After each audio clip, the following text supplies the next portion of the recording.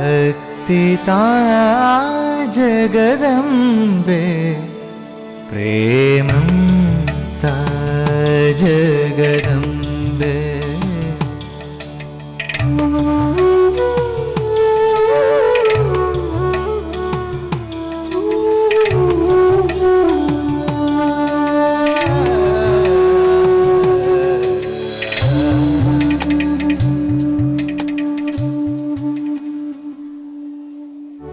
പ്രേമസ്വരൂപികളും ആത്മസ്വരൂപികളായിരിക്കുന്ന എല്ലാവർക്കും നമസ്കാരം.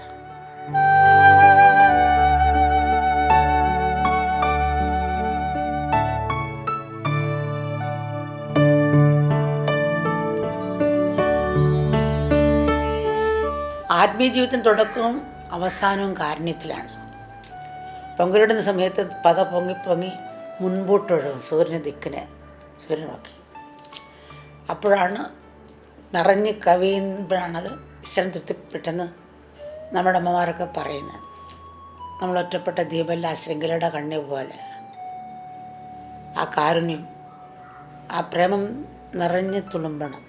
ഒരു വിത്ത് തോട് പൊട്ടിയാലേ അത് വൃക്ഷമാകുള്ളൂ. അപ്പം അത് വളർന്നാൽ പക്ഷിക്കും മനുഷ്യനും എല്ലാവർക്കും സഹായമായി തീരുന്നു. വിത്ത് ഇങ്ങനെ വൃക്ഷമായി,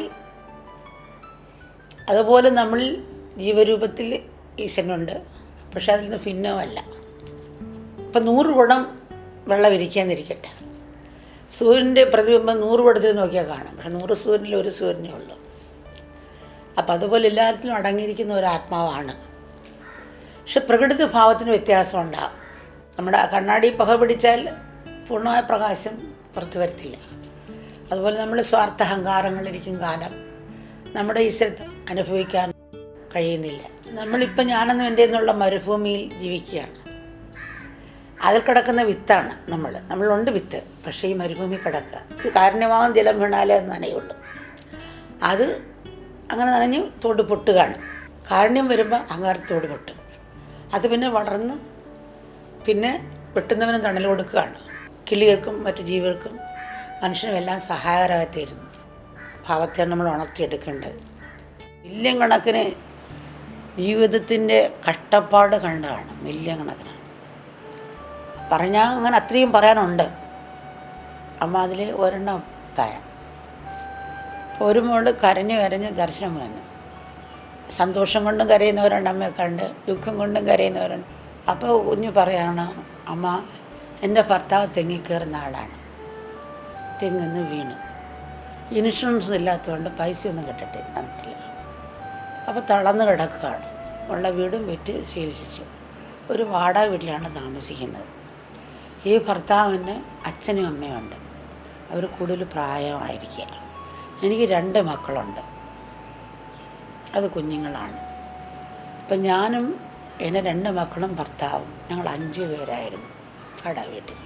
ഞാൻ അടുത്ത വീട്ടുകളിൽ ജോലിക്ക് പോയാണ് നോക്കുന്നത്. പക്ഷെ ഭർത്താവിനെ പൊക്കി നടുവും തോളും തള്ളണം, ജോലി ചെയ്യാൻ പറ്റുകയില്ല. ആ ഇടയ്ക്കാണ് എൻ്റെ ഭർത്താവിൻ്റെ പെങ്ങൾക്ക് ക്യാൻസറായി. അപ്പോൾ പെങ്ങളുടെ ഭർത്താവ് ആ പെങ്ങളെ ഉപേക്ഷിച്ചു. അപ്പോൾ ആ ക്യാൻസർ രോഗിയായ സഹോദരിയും എൻ്റെ വീട്ടിൽ വന്ന് നിൽക്കുകയാണ്. അപ്പോൾ ആ സഹോദരിക്ക് മരുന്ന് വേണം. അപ്പോൾ ഭർത്താവ് കിടക്കയിൽ നിന്ന് പൊക്കാനും മൂത്രമൊഴിക്കാനും ഒക്കെ പോകണം. അച്ഛനമ്മയും വയസ്സുന്നുണ്ട്, അവർക്ക് പറ്റത്തില്ല. ഇവർക്ക് ക്യാൻസർ വളരെ സീരിയസ് ആണ്. അപ്പോൾ ഈ മൂത്രമൊഴിക്കാനൊക്കെ കൊണ്ടുപോകണം, സഹായിക്കാനൊന്നുമില്ല. ഈ അടുത്ത വീടുകളിൽ ജോലിക്ക് പോയിട്ടാണ് കൊണ്ടുവന്ന് നോക്കുന്നത്. പക്ഷേ ഓടി ഇടയ്ക്ക് വരാനും പറ്റിയില്ല, ദൂരെയൊക്കെ പോയി. പക്ഷെ ഞാൻ ചെറുപ്പമായതുകൊണ്ട് എന്നെ മറ്റുള്ളവർ വേറെ രീതിയിൽ ഇത്ര കഷ്ടം വീട്ടിലുള്ളതുകൊണ്ട് ആളിട്ട് ലൗകികമായി എന്നെ പീഡിപ്പിക്കാൻ നോക്കുന്നു. ചിലപ്പോഴപ്പം വിചാരിക്കും ഇങ്ങനെയൊക്കെ എൻ്റെ ഭർത്താവിനെ വഞ്ചിച്ച് എനിക്ക് ജീവിക്കാൻ വയ്യ, ഭർത്താവിനെ ഇട്ടിട്ടും പോകാനൊക്കത്തില്ല. ഞാൻ പലപ്പോഴും വിഷം മേടിച്ച് വയ്ക്കും, കൊടുത്തിട്ട് മരിക്കാമെന്ന് വെച്ച്. അത് മഹാഭാവന എത്ര പേർക്ക് കൊടുക്കണം? ഞാൻ പോയി പിന്നെ ഇവരെ ആരും നോക്കും? പിന്നെ എല്ലാവരും കൂടെ കൊന്ന പാവം വെക്കുകയല്ലേ അമ്മേ. ഒന്നീ ഞങ്ങളെ ഒന്ന് കൊന്നു തരൂ. എങ്ങനെ ജീവിക്കുക അമ്മ? ഓരോ ദിവസം എങ്ങനെ കഴിയും? ഒന്ന് ചിന്തിക്കുക. ഇതുപോലെ എത്ര കുടുംബങ്ങളുണ്ട് സമൂഹത്തിൽ. ഇങ്ങനെ നമ്മൾ ഈ ആഡംബരമായിട്ടും ഇതൊക്കെ കളയുന്ന ഓർക്കുമ്പോൾ വിഷമം വരും. എത്രയാണ് വേസ്റ്റ് ഒരു ദിവസം ലോകം മുഴുക്കെ കളയുന്നത്. എത്രയും പേര് കഷ്ടപ്പെട്ട് ജീവിക്കുന്നു. പല ആനുകൂല്യങ്ങളൊക്കെ ഇപ്പോൾ വരുന്നുണ്ട്. എന്നാലും ഇങ്ങനെ ലക്ഷക്കണക്കിന് ജീവിതം നമ്മൾ കണ്ടതാണ്. നമുക്കിത്ര കോളേജുകളൊക്കെ ഉണ്ട്. കുഞ്ഞുങ്ങളൊക്കെ വേസ്റ്റ് കൊണ്ടിടുമ്പോൾ അത് ഞങ്ങൾ പൈസ കൊടുക്കുന്നതല്ലേ. കണ്ടവൻ പറഞ്ഞ് എത്ര ഉപദേശിച്ചിട്ടും ആരും അത്ര മാറ്റമാകില്ല. പിന്നെ ഞാൻ ഫൈനിടാൻ പറഞ്ഞു. അപ്പോഴെന്താ കുഞ്ഞുങ്ങൾക്ക് ശ്രദ്ധ വന്നു. സത്യത്തിൽ ആ പൈസ ഫൈനിട്ട് ഒരു ട്രസ്റ്റ് പോലെ ഉണ്ടാക്കി അത് ഫീസില്ലാത്ത കുഞ്ഞുങ്ങൾക്ക് കൊടുക്കാൻ പറഞ്ഞു ഞാൻ. അതോടൊപ്പം ഇവർക്ക് അവയർനെസ്സും വരും, മറ്റുള്ളവരുടെ സഹായിക്കുകയും ചെയ്യും. പിന്നെ എത്രയോ ബക്കറ്റ് വേസ്റ്റ് പോയെടുത്ത് 1/4 ബക്കറ്റ് പോലും വേസ്റ്റില്ല. അപ്പോൾ കുഞ്ഞുങ്ങൾക്കും ഒരു അവയർനെസ് വന്നു. പക്ഷെ നേരത്തെ എത്ര ഉപദേശിച്ചിട്ടും കഷ്ടപ്പാടുകളൊക്കെ പറഞ്ഞ് ലോകം കഷ്ടപ്പെടുന്നു, നമുക്കെന്ത് മിച്ചമുണ്ട്, ലോകത്തിനാണ് സഹായിക്കുന്നത്, ഇങ്ങനെ കളയരുത്, പാവങ്ങൾ ഒത്തിരി ഉണ്ട്. ഒരു മാറ്റം ഉണ്ടായില്ല. ഇങ്ങനെ വന്നപ്പോൾ കുഞ്ഞുങ്ങൾ ശ്രദ്ധിച്ചു, പിന്നെ അന്വേഷിച്ചു, പിന്നെ അല്ലാത്ത കുഞ്ഞുങ്ങളും പിന്നെ ശ്രദ്ധിച്ചു, അത്ര വേസ്റ്റ് കളഞ്ഞില്ല. അപ്പം ഇതുപോലെയാണ് നമ്മൾ. അറിവുകൊണ്ട് നമുക്ക് ബോധമില്ല, ഇവരുണ്ട് വേഗമില്ല. ബുദ്ധി വളരുന്നു, ഹൃദയം വരളുകയാണ്. ഇന്ന് മനുഷ്യൻ ചന്ദ്രനിൽ എത്തിപ്പിടിച്ചു, അങ്ങനെ ഓരോ ഗ്രഹങ്ങളിൽ എത്തിപ്പിടിച്ചു. പക്ഷേ തൊട്ടയൽക്കാരൻ വളരെ അകലെയാണ്, വീട്ടുകാരനകലെയാണ്. ജീവിതത്തിൻ്റെ ഒഴുക്കിൽ നമ്മൾ ആരെയൊക്കെ കണ്ടുമുട്ടുന്നുവോ, ആരോടൊക്കെ നമ്മൾ ബന്ധപ്പെടുന്നുവോ, ആരൊക്കെ നമ്മുടെ സമീപത്ത് എത്തുന്നുവോ അവരെയൊക്കെ തന്നെ പോലെ കണ്ട് സ്നേഹിക്കാൻ കഴിഞ്ഞാൽ അതുതന്നെയാണ് പൂർണ്ണതയിലേക്കുള്ള രാജപാത. നല്ല ചിന്തകൾ, മധുരമായ വാക്കുകൾ, കാരുണ്യം നിറഞ്ഞ പ്രവൃത്തികളെ കൊണ്ട് ഹൃദയമാകുന്ന പുൽക്കൊടിൽ അലങ്കരിച്ച് വയ്ക്കാം. അവിടെയാണ് ഈശൻ്റെ വിശ്രമസ്ഥലം. അമ്മ എപ്പോഴും പറയുമല്ലോ, ഹൃദയം ഒരു പാരച്ചുരുട്ട് പോലാണ്.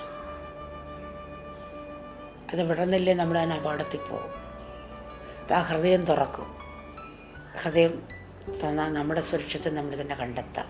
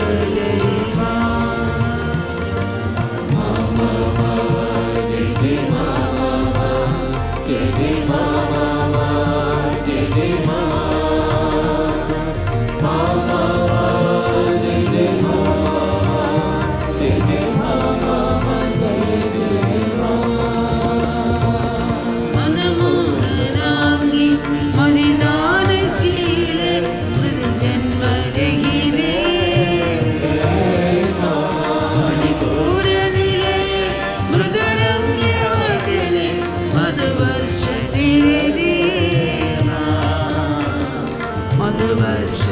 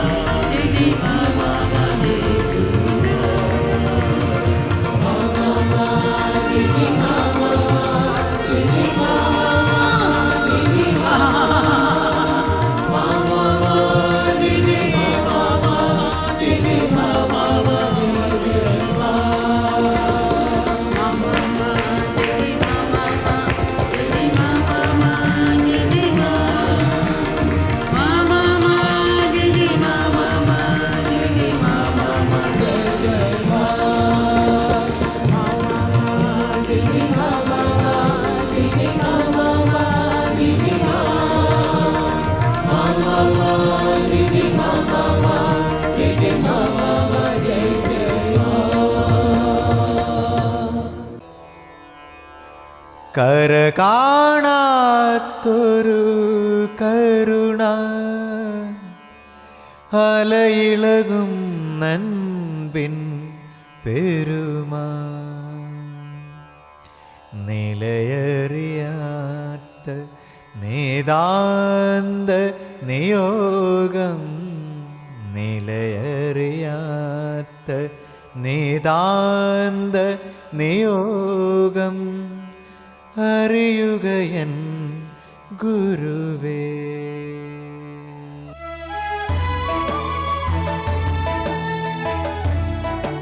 We can learn more from our sorrows, from the sadness we go through, if we have the right attitude. Through her life, Kunti demonstrated that self-confidence, faith and love alone are the factors that would help one stay sane when trials and tribulations hunt you down in life. Her intuitive nature, intelligence, shrewdness, dutifulness, faithfulness, love, courage and determination uplifted her to the state of a matriarchal hero. Even when the Pandavas were continuously victimized and harassed by Duryodhana and his brothers, Kunti fortified her children not to err from the path of dharma. Kunti herself was a love-forsaken lady. First, her birth father gave her away. Later in life, she had to abandon her first son, Karna, owing to societal fear. She married Pandu of the Kuru dynasty. After some time, he married Madri, princess of Madra kingdom and the sister of Shalya. Soon a curse befell on Pandu that he would fall dead if he ever tried to have an intimate relationship with his wives. After entrusting the kingly duties to his brother, Dhritarashtra, a disappointed Pandu retired to the forest along with his wives Kunti and Madri. While in the forest, Kunti invoked Yama, Vayu and Indra as requested by Pandu and had 3 children, namely Yudhishthira, Bhima and Arjuna respectively. She then shared 2 mantras with Madri and she invoked the Ashwini Devatas who blessed her with Nakula and Sahadeva. During their stay in the forest, one day Pandu fell dead when he attempted to have physical contact with his second wife, Madri. Overcome with guilt and grief, Madri sacrificed herself in the funeral pyre of Pandu. Since then, Kunti painstakingly, unerringly and most affectionately discharged her duties as the loving mother, guide, teacher and disciplinarian to all 5 of her children, including Nakula and Sahadeva. So, here is the contrast. On one side, Kunti went through so much pain, so much grief, one after the other. On the other side, she transformed all that energy to train her children in a dharmic manner. That's what happens when we see negative, so-called negative experiences as positive. In fact, Kunti had a special love for Sahadeva, perhaps considered as her most favorite son, though he wasn't her own son. She was in fact Madri's son. But Kunti loved Sahadeva the most. That shows her impartial outlook, wisdom, maturity and large-heartedness. Even with all the brutal things Duryodhana and his brothers had committed her sons, even though she knew Dhritarashtra defended and supported all the injustice and evil deeds of his elder son, still Kunti had a great deal of respect for the blind king and his blindfolded wife.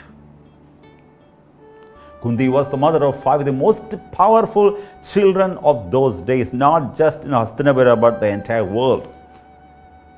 Her father and foster father were also prominent kings. Most importantly, she had the divine company of Lord Krishna. Nonetheless, fate was not kind to her.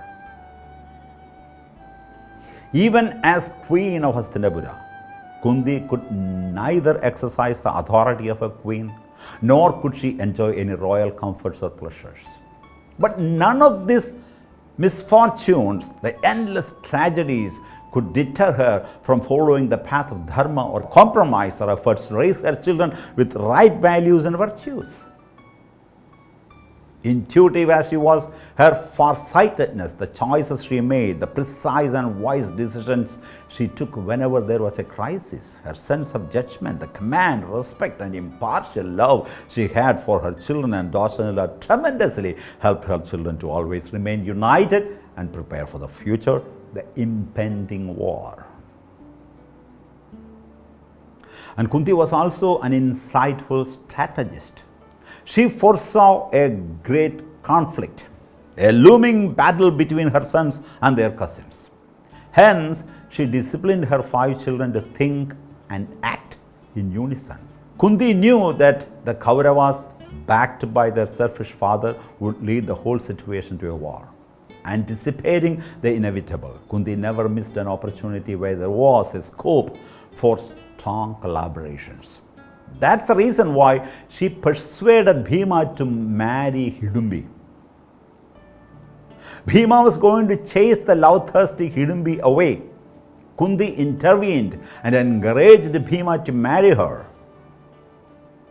Sooner or later, and she tells this, sooner or later we will have to face an extremely serious problem. We have to be ready with an appropriate retaliation to Duryodhana for all the dreadful things that he has committed to us. This lady, Hidumbi, loves you. Marry her and have a son by her. He will work for the welfare of us and society. Promise me now, my son.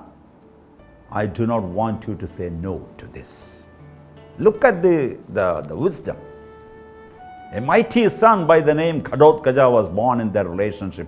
Also, Kunti's premonition earned the support of the entire Rakshasa clan for the Pandavas. Again, it was Kunti who directed Ghatotkacha to fight for the Pandavas.